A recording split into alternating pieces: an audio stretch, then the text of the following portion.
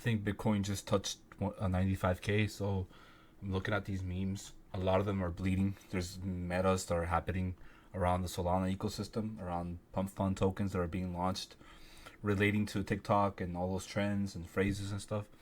I don't know. I feel like that's sucking the liquidity out of whatever has been performing lately and whatever has been existing as a meme coin already. And the thing is, you have to find established tokens because at the end of the day, all that liquidity, all that money that you see coming in from normies, from people from like TikTok or anywhere in the world where they're just now beginning their crypto journey and career, all that liquidity will eventually land on the top five colts. It's basically like what Murad said, that the majority of those people are going to end up selling their dust bags, essentially tokens that turn to dust that literally went to zero, or they round trip, they have a few dollars left in them.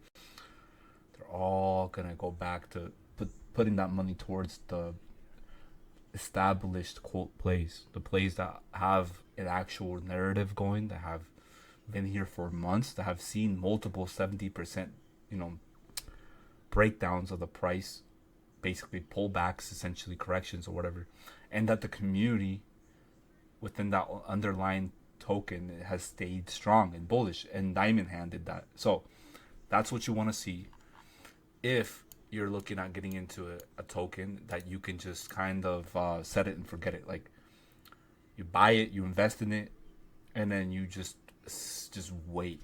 You just wait. And then while you're waiting, you set up that take profit, that exit strategy plan that you have, and you commit to it. So if you say you're getting out at 5x or 20x, or if you say that at 5x you take your initials out plus some, do it. Because you don't know where this market could be 5 months, 6 months, 8 months, 10 months from now, right?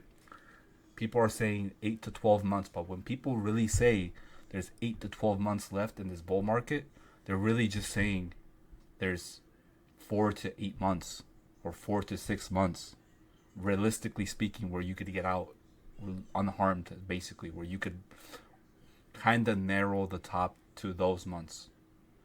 Within those months, within that range, because they want to give you this like moving goalpost of, hey, you have time, you have a year from now, you have 2 years. The reality is we're approaching the last year in the bull market, meaning this is the peak. This is alt seasons, meme super cycle, all that at once is gonna hit everything, meaning this is everyone's a genius cycle, or not cycle, but year. It's the year where everyone's a genius, where your shit coin, like whatever, meme coin, whatever, like even something like this, I would expect right now it's underperforming compared to everything else.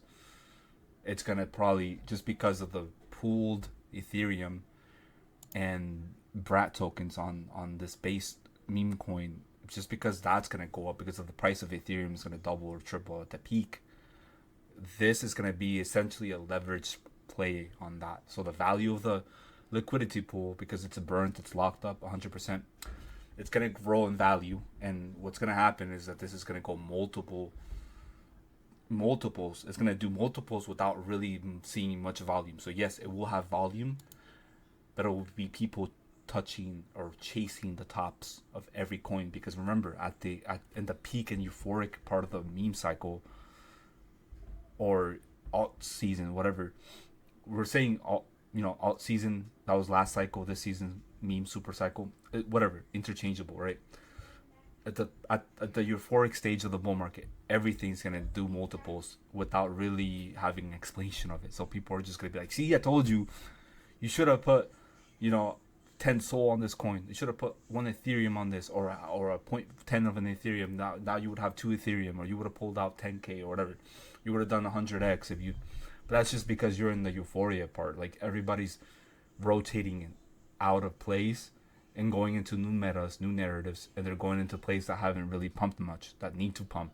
And then eventually everything gets taken care of in the bear market. The bear market comes in and it collects. It collects. It literally, it's like the reaper. It reaps everything. So it will have its time. Everything happens at its appointed time. So I have a lot of tokens here. I need to clean up my deck screener watch list, but yeah, I got into OK Egg.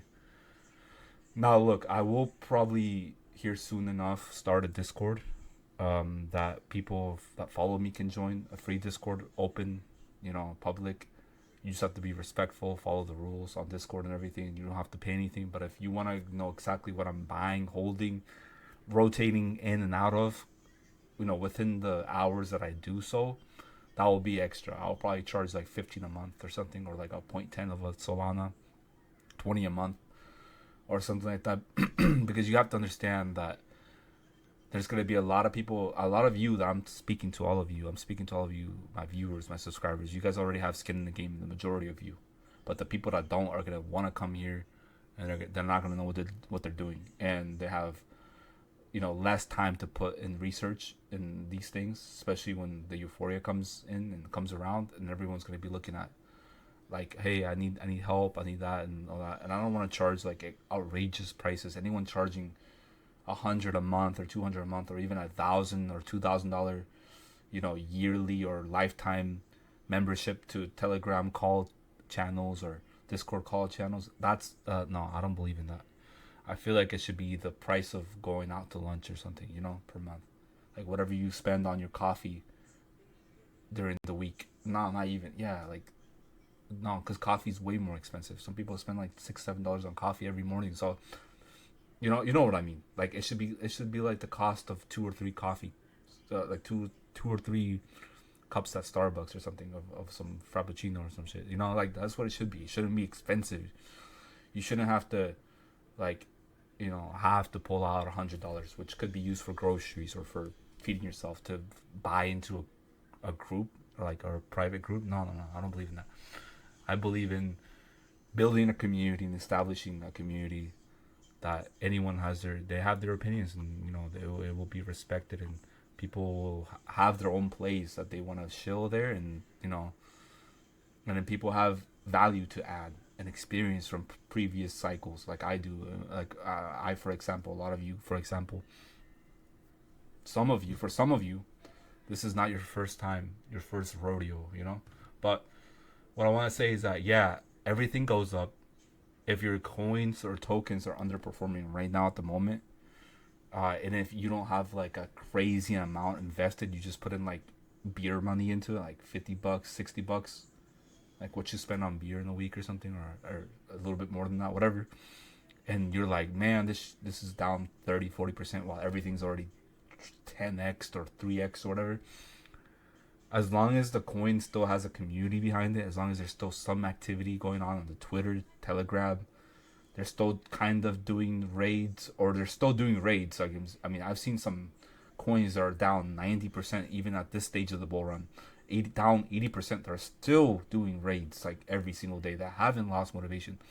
So those are the communities that will, at the end of the day, they will pump up, they will go up in value, just because people will realize that that everything else went up relatively compared to that, and that one hasn't pumped, so they will pump it just to pump it, if that makes sense. They will bring it up, they'll push it just to push it. That's what happened last cycle. The problem is if you're chasing tops, if you're leaving plays, conviction plays to chase these tops, you're gonna get destroyed by the market. Why? Because there's already people that have positioned themselves already. Like, say OK Egg on base. This is a popular Twitch chat icon. It's like one of the frogs. People are saying this could have a lot of potential. It already went up to like 25, 27 million or something earlier in the year. But something like this, like if you sell now to go chase a top of a different coin, you're gonna get wrecked, and you're gonna come back to this when this one starts going up again. When this one has its time, or when base in general, the base ecosystem has its time, and it starts going up. So you need to control your emotions, understand the market, do a lot of research, so your money spent is not money wasted. Your goal is to make sure you have a lot of conviction in whatever you're investing in, so that if it goes down 10%, 20%, 30% on BTC and Ethereum pullbacks, you're not fretting, you're not like rattled, you're not crazy, you're not going to be like, I'm going to sell this to chase this other thing that's already up 200% in the hour or in the day. No, that's how you get wrecked. You want to Establish yourself early on things that haven't moved, that you know will move, that have moved in the past, and that are not dead, that are still active communities, cults, whatever. Um, and if it's a CTO, again, make sure the CTO and the CTO lead is very active and is not a scammer. You got to look at the token distribution. Like this, for example, you can't really tell because it's a base token, right? So what you do, you just take the contract address, you go to something like bubblemaps.io or whatever, and then I was looking at Gondola, which is a 4chan meme, similar to Apple and Bobo and stuff like that. But you go here, and then you click on the Solana, not the Solana, the base bubble map thing, and look, you see this chart right here. This is charting out the major wallets, the wallets that hold over 1% of the supply, or hold a substantial amount of the supply. This is OKEgg on base. A frog token, right, from the frog narrative.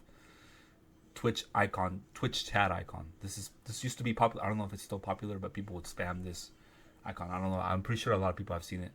If you're like online on Twitch a lot, or have been in the past years.